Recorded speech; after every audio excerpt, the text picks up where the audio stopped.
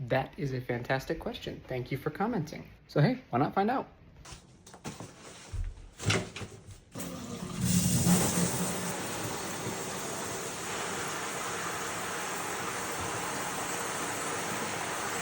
Give that about 5 minutes or so. What do you think?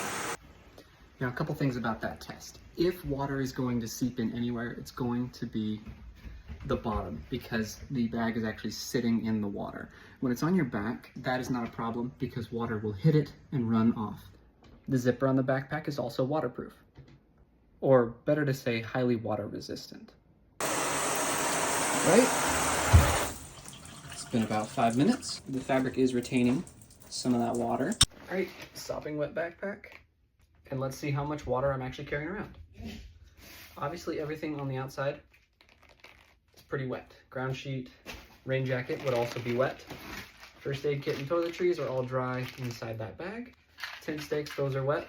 Water filter. All right, that's everything on the outside. Let's check the inside. All right, food bag. There is water on it. That's from my hands touching it.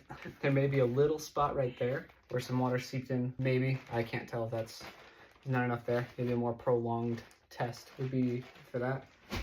Jacket looks dry. Nothing there.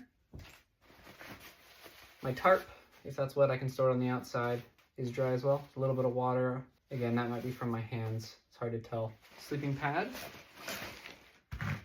Okay, there's a little bit of water on the sleeping pad right there. There's a little bit. And my backpack, obviously, my quilts, I always keep that inside of a pack liner. Today I just use a trash bag. But there you go.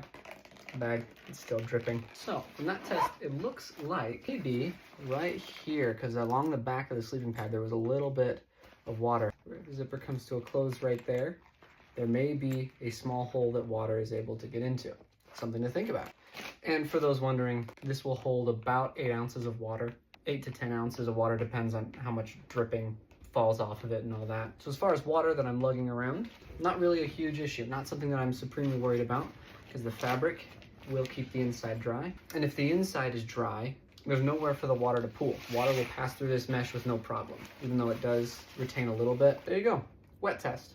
Now I have to let this thing dry, but thankfully it's warm outside. Anyway, thank you to this commenter for bringing up a very good question. What happens when it rains? Comment below if there's any other tests that you'd like me to run, and subscribe to follow along this journey preparing for the Highline Trail. See you tomorrow.